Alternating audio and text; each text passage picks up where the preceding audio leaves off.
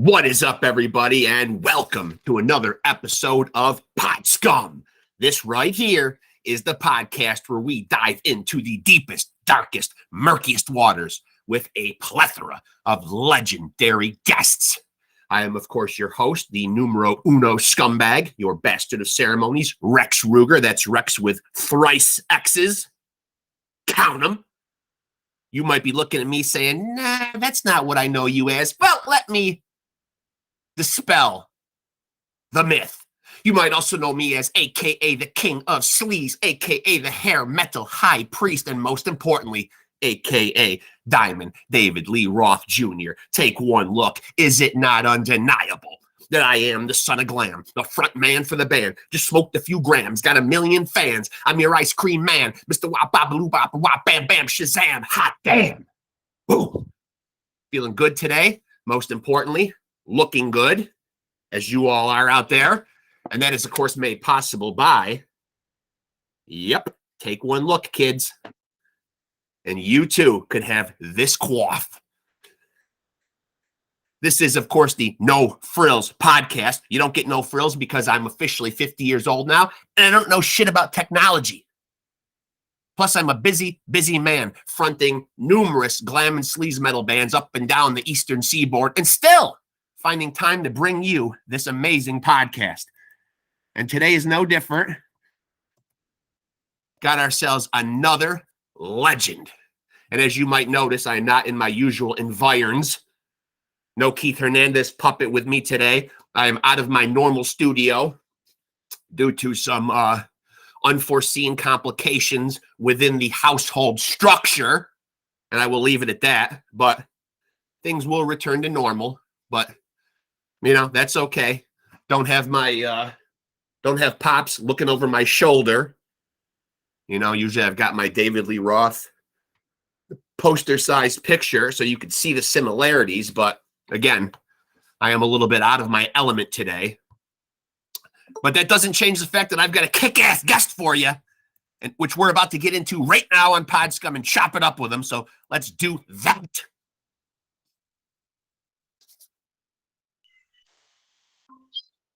Oh, it's about time I finally get a real rock star on here, a real Grammy-nominated rock star. How are you, sir? Can you hear me? Are you unable to hear me? We'll get him, folks. We'll get him. There you are. Do I got you? It's my first day. Yeah, I don't have any video on you. Oh, man. Okay, here we go. There you go. Look at this. A real Grammy-nominated rock star on our little show. I can't believe it, man. We're finally getting up. Hey, whoa. We won a Grammy. Did you? Yes. Where the fuck was I? Living under a fucking rock? So you guys, so what year did you guys win the Grammy? 2018.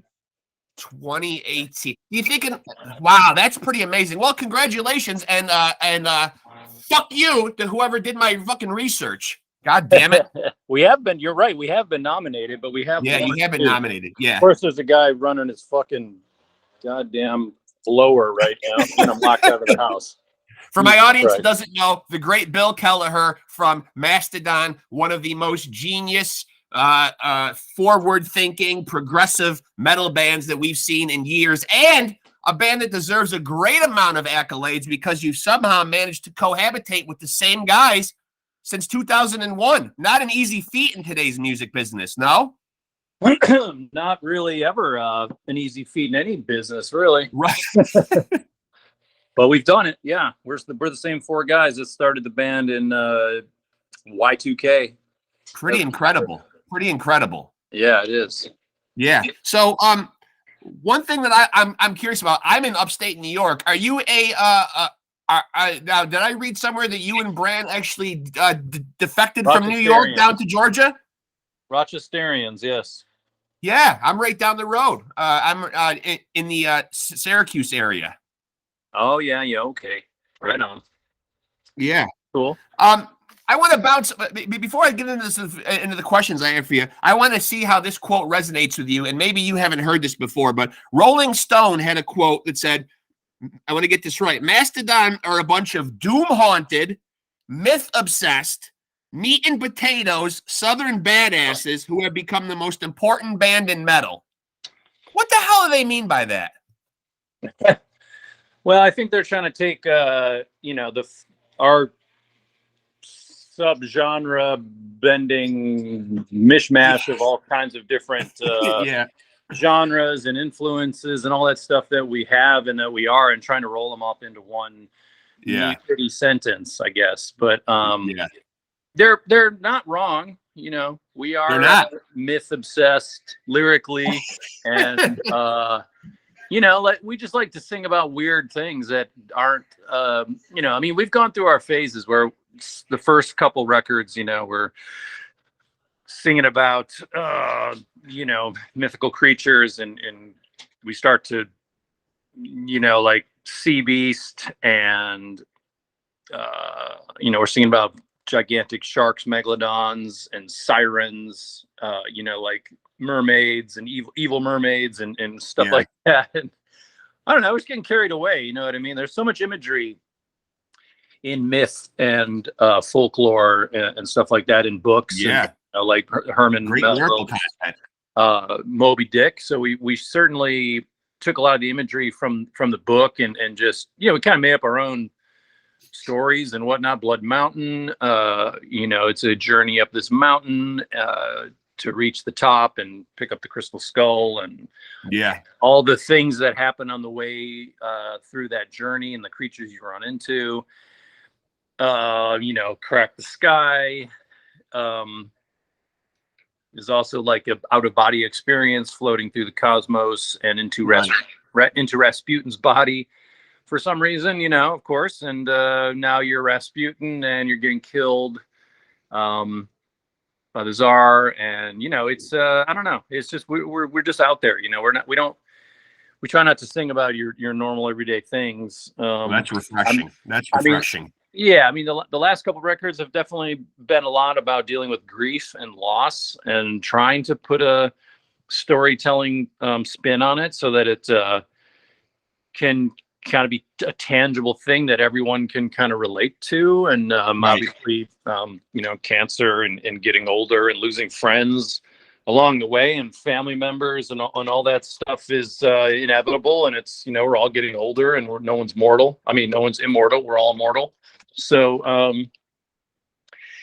our fans can relate to that kind of stuff. And I almost feel like Mastodon and our music is medicine to people. And sure. Absolutely. That's very important. Music is, to me, it's extremely important. I love listening to music when I'm, when I have a chance. It's like, try to make time to do it. It's very therapeutic. Yeah. Yeah.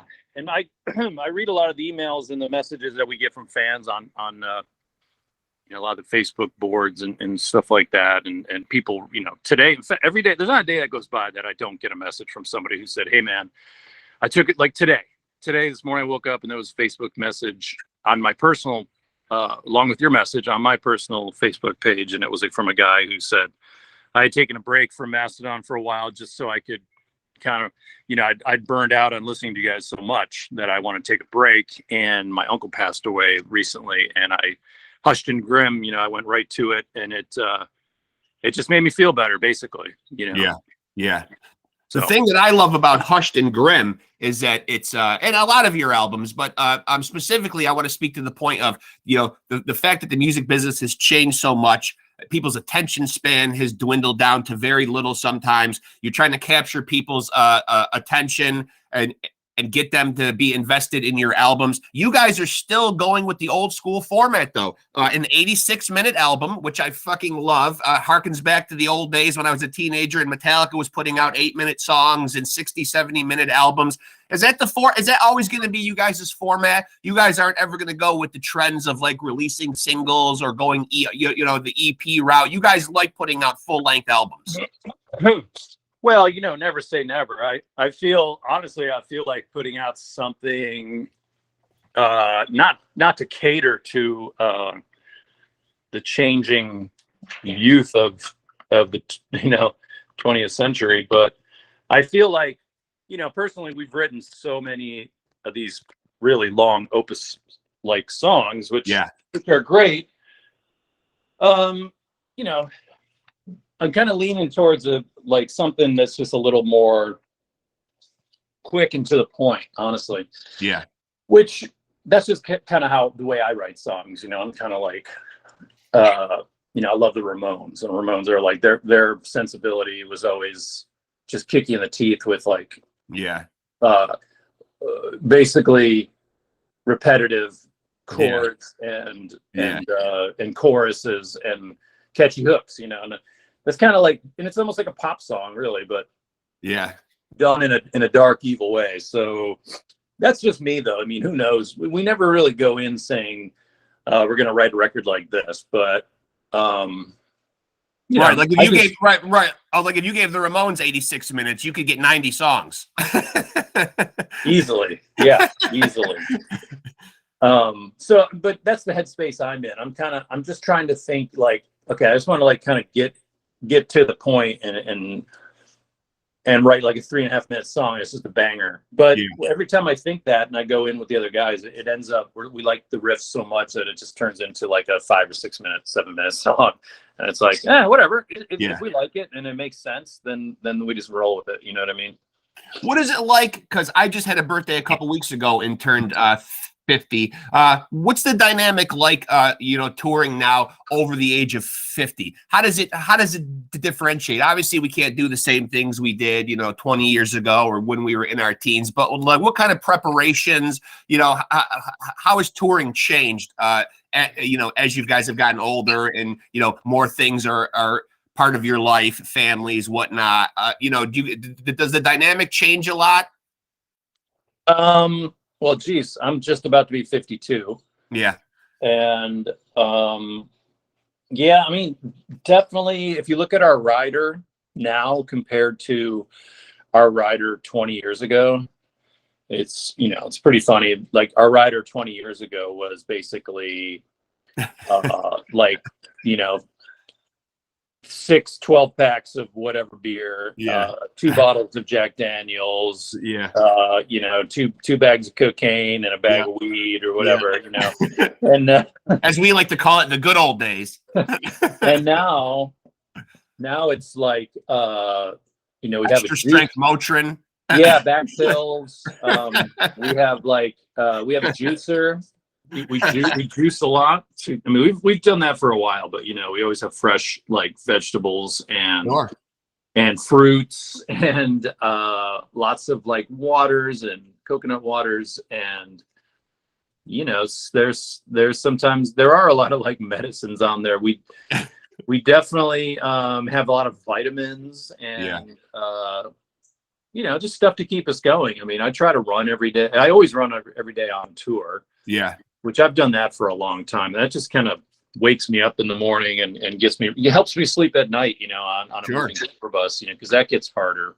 When you're younger and you're wasted and you're just passing out in your bunk, it's a lot different when you're 52 years old. It's like, I'm going to go to bed right after the show, which is, by like 10:30, which is kind of what to do at home. I'm not really up. I'm not a night owl anymore. Me too.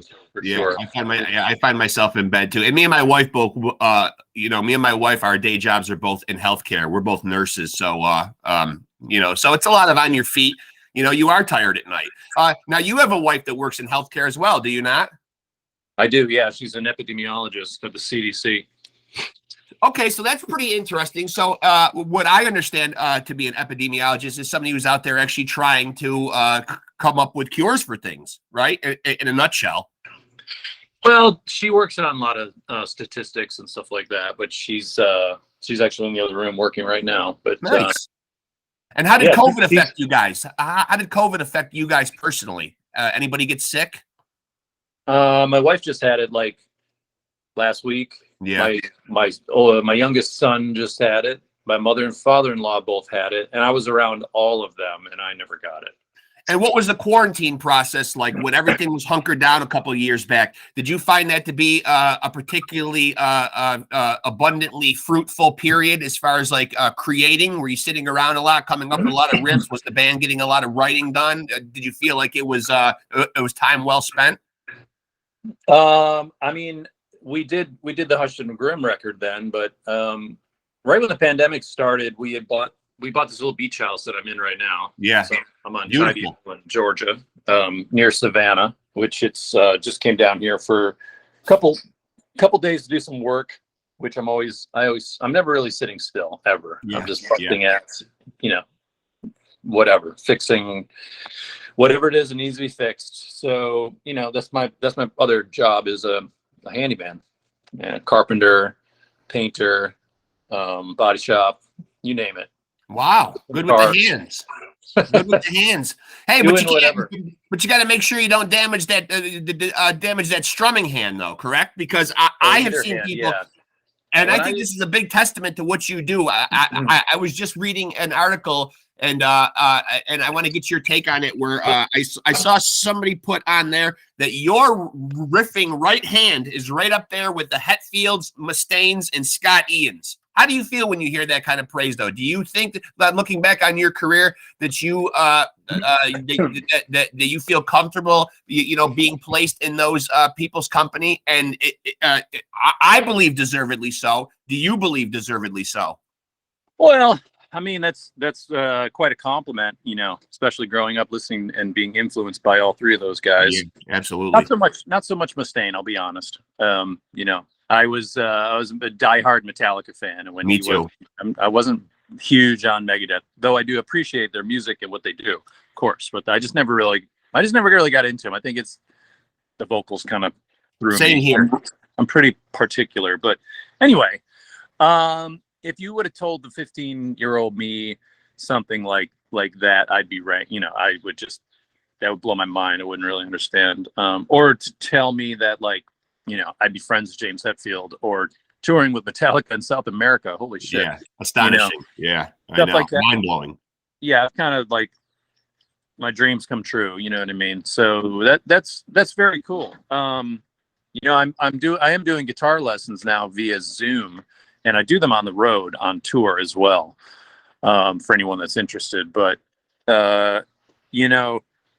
Scott Ian's son, Revel, has actually been taking a couple lessons from me, which is really blowing my mind because he plays with his dad a lot, and he's an incredible 11-year-old guitar player, and drummer. He's sick. He's really fucking.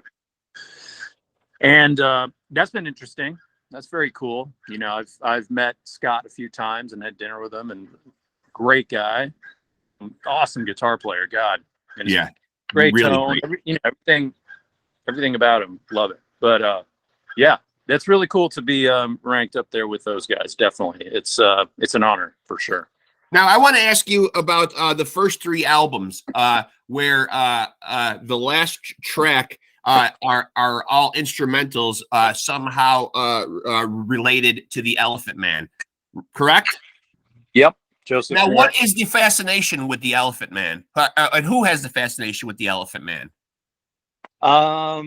I think I love that movie. I love that movie. Yeah, it was a great movie. I think Braun had a lot to do with that. He's pretty infatuated with weird shit, clown. Yeah. Joseph Merrick, the Elephant Man, Pendulum Skin. So we just kind of named, they're instrumentals, so they're really not about anything, but those are the kind of the names that we thought of would fit. A little ode to him. So, and you guys are interesting guy, interesting life. Very tragic life. Artwork on albums and your on stage backdrops. Obviously, a lot, especially into the album artwork, goes into that. But with so many people now leaning towards digitalized music and not everybody clamoring and running to stores to buy the physical product, what's the impetus behind worrying so much about the artwork? Obviously, you guys are old school. You like a physical product. As do I. But where does that come from? Is somebody specifically in the band kind of take the ball and run with it on that, as far as like the visual aspect of what the band does? Well, I think we all do our part in the band, and everyone has different roles. But I find that there's so much good art out there. And my personal take on it is, when I was a kid and you wanted to go out music shopping, growing up in upstate New York as well, WCMF, like all they played was the classic rock stuff. You didn't experience, there was nowhere to hear Metallica, Slayer, Iron Maiden. You didn't really hear those bands anywhere. So when you went to the record store, which I did quite a lot, I went to Eastview Mall, went to Camelot Music, or Record Theater, or Record Archive, which is still around. And I'd go in there, and you put your fingers through each record and just keep going, looking at the album covers until you found something that looked really fucking sick. Yeah. Because you're hoping that whatever's on the cover is representative of the music and what's on the inside of the cover, which a lot of days nowadays it's not equal. Right. So the way I look at it is that you have to have, if you have really great music on the inside, you have to have a great cover that represents it. I agree. But is it also sad, though, to kind of see that the physical product is kind of not really as prominent as it once was? Because I'm an old school guy, and I relate to a lot what you're saying about being in record stores, thumbing through the all the selections in there, and then getting it home and opening up, whether it was a cassette, opening up that gatefold and pouring over the liner notes and the lyrics and all that stuff. Is it disheartening to think that we possibly could see the death of the physical product in our lifetime, or do you think that won't happen? Because obviously there's been a big upsurge in a resurgence in the interest in vinyl, but whether or not that's going to be a fad that goes away or not remains to be seen. But where do you stand on it? Do you think we will see the death of a physical product and music will go completely digitalized? No, I don't think so in our lifetime, my lifetime. Really. I mean, I think there is definitely a resurgence in the album. I mean, I personally just acquired like 250 records from a collector, and I built myself a turntable stand and a new little record player cabinet. Love it. In my living room. So I always had one down in my man cave area, but barely ever used it. So now that it's up in the living room, it gets used all the time. And I'm having this kind of flashback to my youth of, sorry, my phone's about to die. That's all right. And going through my old record collection and opening stuff I haven't opened in. I got you turned sideways. Let's see here. There we go. There we go. Now you're right side up. The phone while I'm talking. So I'm going through my old records, like my old punk records. It's funny because I've got like Bill's record like written on there with a marker or whatever, like an old Clash record and Kennedy's, Circle Jerks and stuff like that. So it's pretty cool, man. Just going back through the old records. So like I was saying, I don't think it'll completely die out. There's going to always be those diehard fans with records. Maybe they'll come up with some new format that's similar to like a big, maybe that's something that, I could spearhead. It'd be cool to create like a new media that's like big, like vinyl. Maybe like a German laser disc or something. You know what I mean? Yeah. Listen, I mean, I love the fact that that there's still a physical product. I'm not as big in the vinyl, but I'm starting to see that if I want to still hold on to some kind of physical products, that might have to be, something I might have to delve into. But I was always like a cassette guy, a CD guy, but I did like to go out and especially the bands that I really loved, support them and go out and actually buy the stuff rather than go on and try to pirate it or get it on digitalized format or whatever. Because I mean, the streaming is absolutely ridiculous. I mean, it seems like bands don't receive enough revenue from the amount of streams. Right? Does that kind of seem like it's accurate? It's completely accurate. Of course.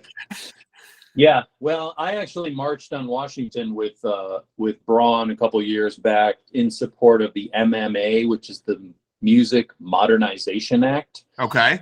So, because we're Grammy members, and we got asked to, support for our state of Georgia, and basically it was a law, or I don't know if it's a law, or let's see, it's an act, so it's not quite a law, but it's like it needs to be basically that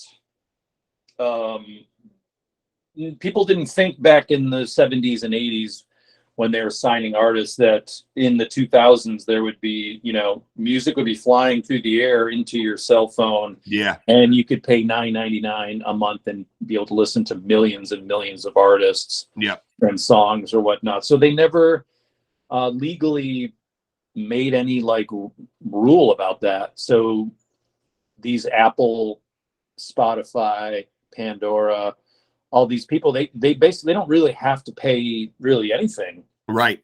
And the record companies like Warner Brothers, Capitol Records, Sony, Interscope.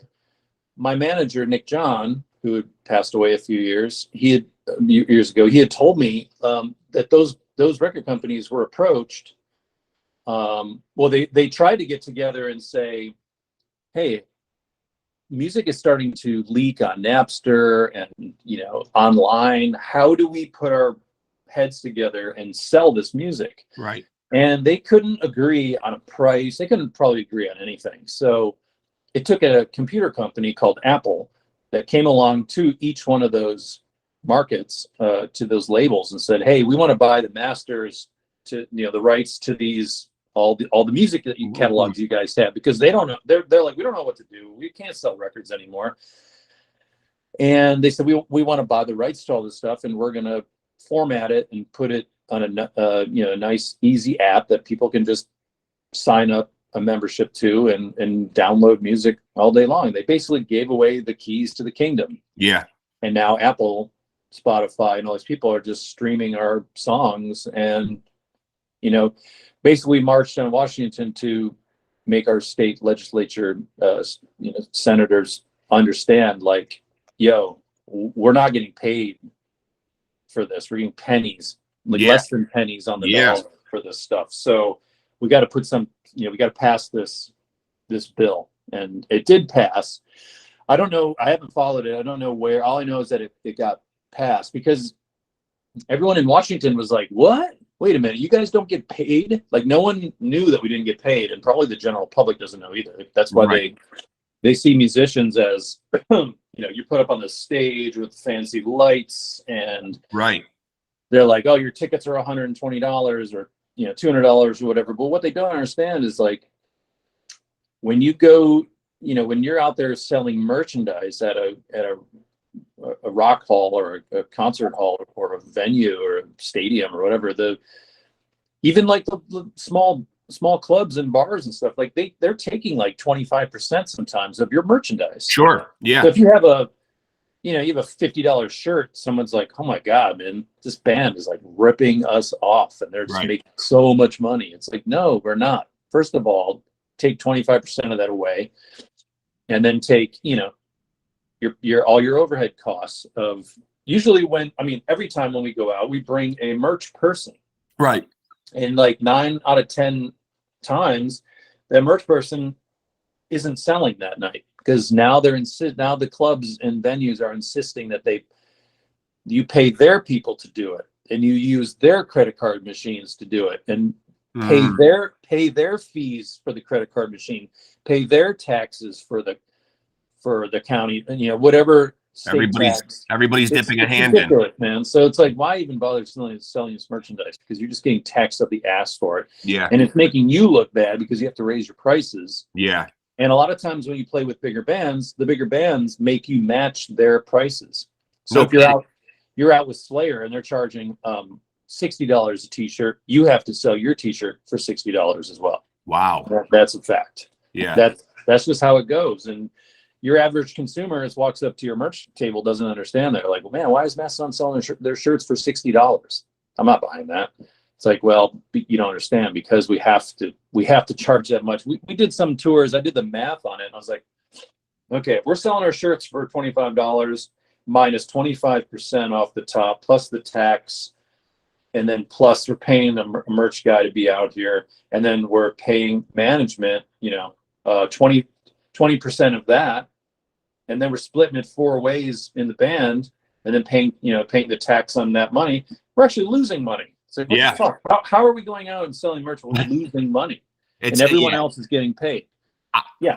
I mean, it just seems like such an uphill battle for a musician nowadays. And I guess even my own, being naive, I've had tons of musicians on here. And I guess, not being a musician myself, hearing musicians tell me that they have a day job, would initially leave me scratching my head, because I would think, God, I've been listening to you for 30 some odd years. And I guess it's just like you said earlier, you think of these people putting out albums, you think of them being on stages and traveling the world. You just think everybody financially is fine, Yeah, we're not. It's I mean, I'm not complaining, because I love playing music and traveling the world and being on stage, but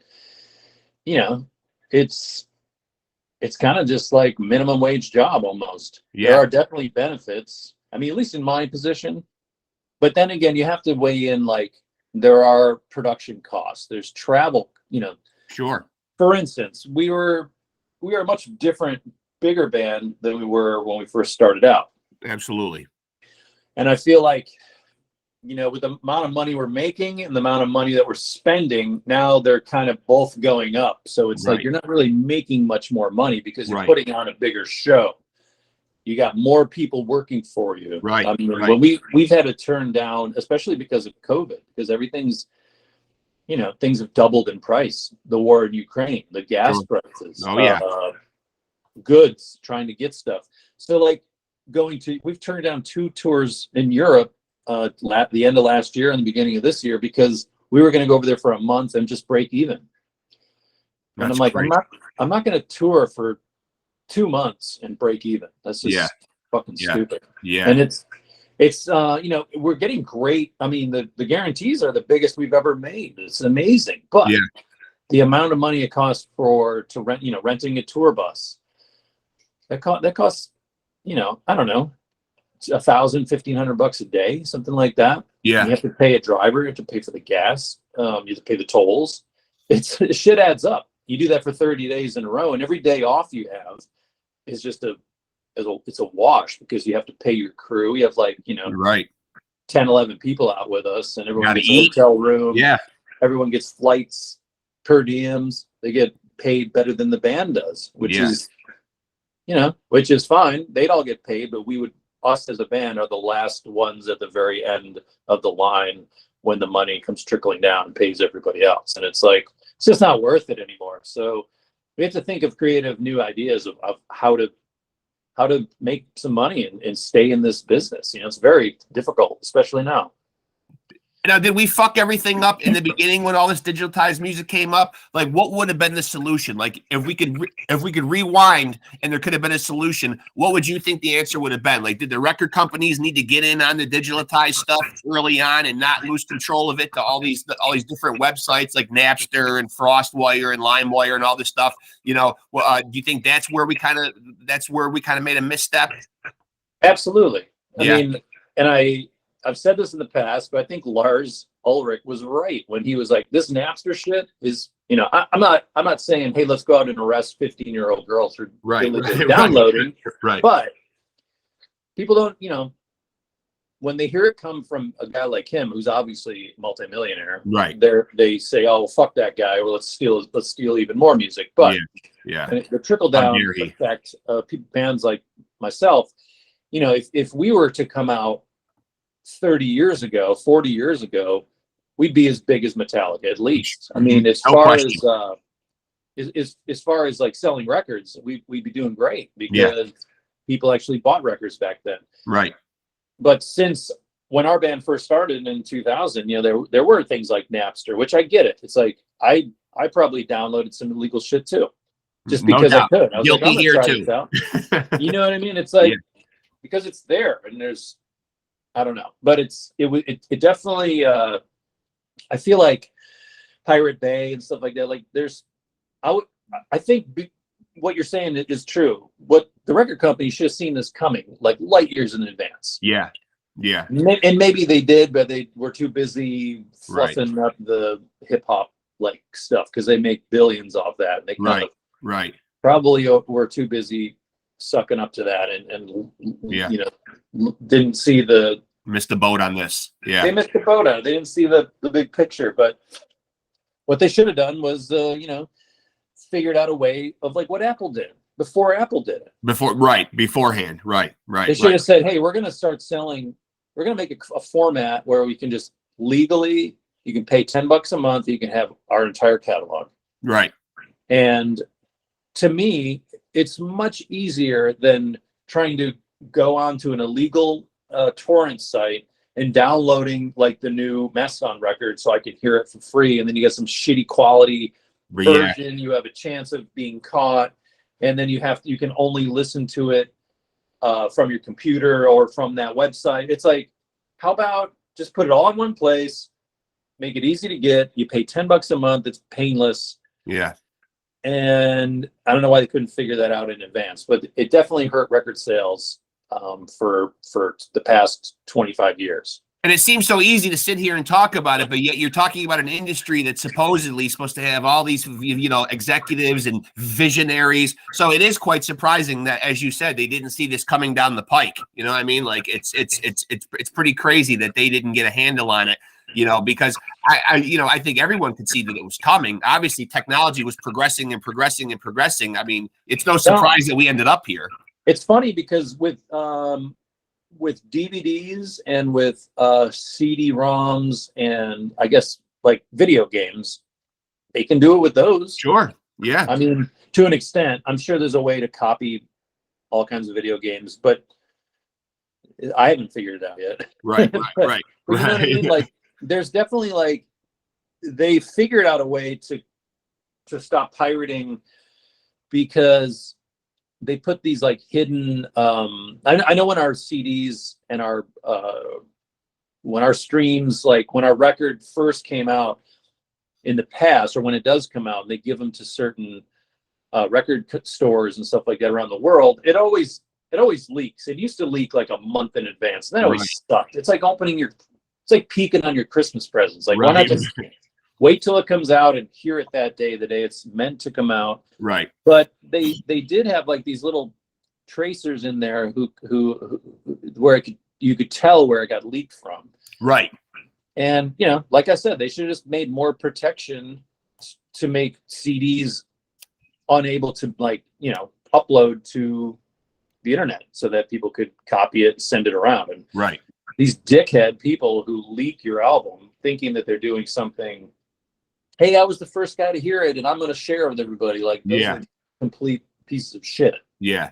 I agree with you there 100%. Now, I want to ask you a question in light of the fact that you put out an 86-minute album. What I want to talk about, and you know, I spoke on it a few minutes ago, the attention span of the American public. You know, obviously people are kind of, it's a society where, like, you know, I show me your best shit right now.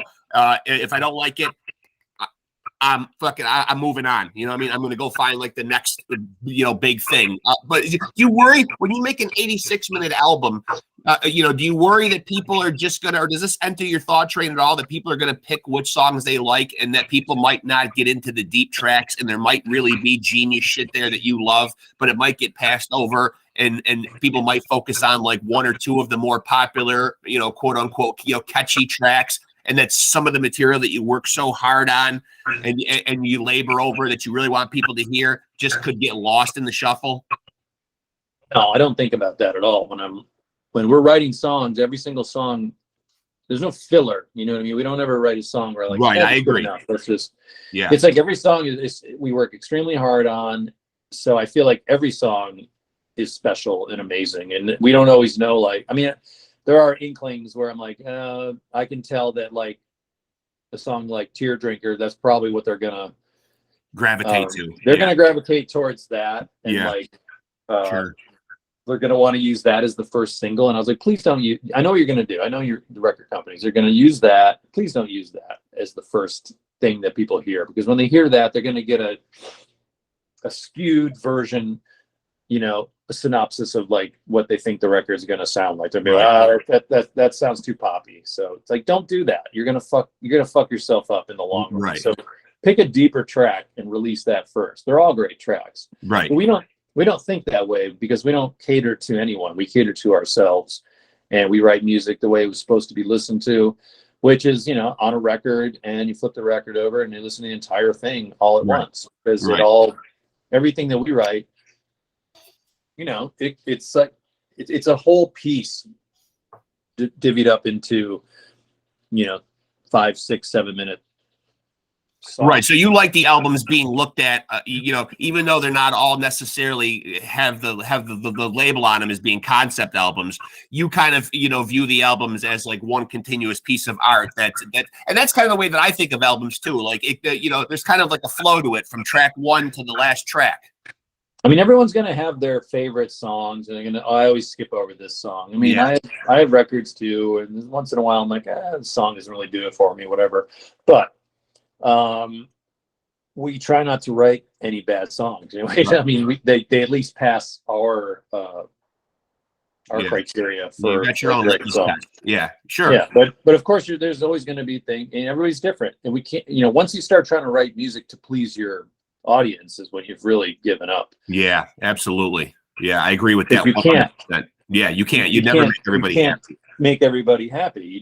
You have to do what makes you happy, and hope that people who are like-minded, who have the same tastes as you or like what you're doing, are going to like it and follow you and come to your concerts. And we've been extremely lucky to follow our hearts, play the music that we love playing, and songwriting that we think sounds great. Yeah.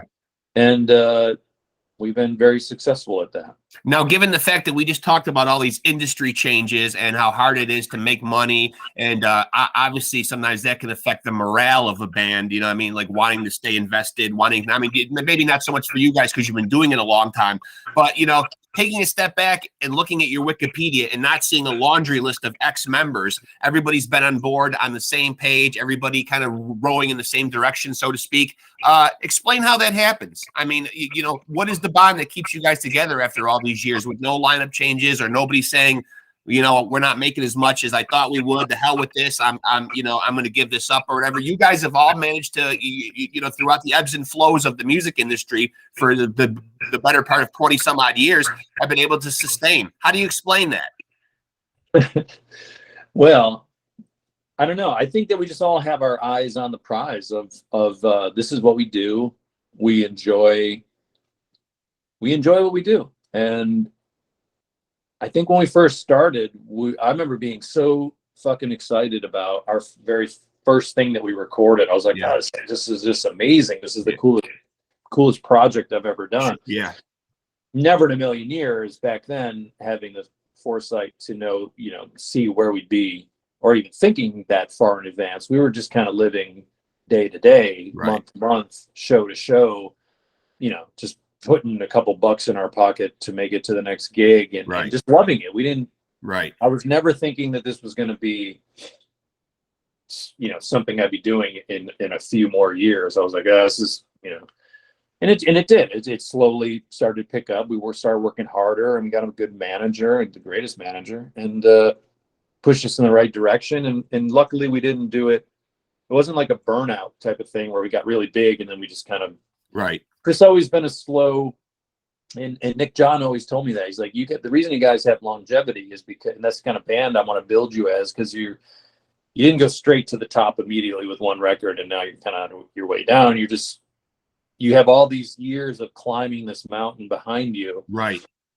So, it's never a thing where, hey, you guys have made it. How people have asked me that years ago, like, how do you make it? Like, you guys have made it. How do you make it? I'm like, we haven't made it. It's a constant work ethic that you just have to keep on working towards every single day. And I do. And I think we're just 4 like-minded guys who love what we do. We know we have lightning in a bottle with Mastodon. It's like, this is our creative outlet. Agreed. It also pays the bills. And what else am I going to do? It's like, right. I do carpentry. I cook. I do lots of other things, but I don't want to do those for a living. I'd rather just get up on stage, and there's something about plugging into my favorite guitar and a giant loud amp and just fucking belting out a killer tone in front of a bunch of people that are fucking banging their head. There's nothing that makes you feel that good. So we all feel that way, and we all believe in our band, and we believe in each other. So that's why we're all still here. Yeah. So talk to me about this big upcoming tour with Gojira. Very exciting. Great bill. You guys, Gojira, Lorna Shore. Have you previously had any interaction with the Gojira guys? Do you know them already? Absolutely. Yeah. Great band. Great band.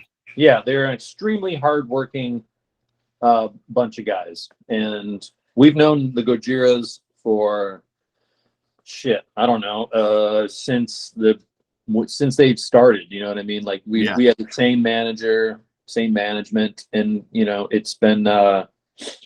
We did some touring with them, I think, in 2014. We played a million shows with them all over the place, and gotten really close with them. They're like family. Really. Yeah. Great guys. Great band. And the show is going to be rolling through Syracuse right down the road come August. So I'm hoping to get myself on down the road and check you guys out. I hope. Yeah, I better see you in the crowd. Well, I certainly stand out. That's for sure. I'm going to do my best. It is August. It'll be nice summer weather. That is a great bill to come and see. I've never seen either of you guys live, you or Gojira, but huge fan. We don't ever come through Syracuse or Rochester, so you better come out. This might be your only chance. Yeah. So, what will the future hold for you guys? We got the last album in 2021.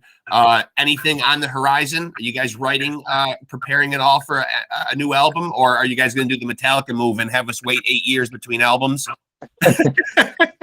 No, we're going to definitely start working on a new album very shortly. Yeah. I mean, a couple of years ago, I built a studio which my partner and I own together. Okay. And Mastodon has 100% access to it at all times. So yeah, there are big things on the horizon for us, and writing a new album is definitely one of them.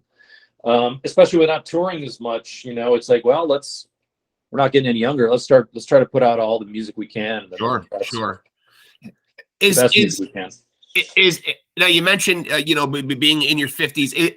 Is this something that you've ever thought about, like, in your mind, like putting like a stop date on playing music? Like I've heard musicians say, I don't want to still be up on stage at 70 years old, but then you see people like Mick Jagger still up there doing his thing, and he's damn near 80. Has it ever crossed your mind, like, geez, I don't want to be doing this past a certain time? Or is it just kind of just a play it by ear type thing? I always want to play music.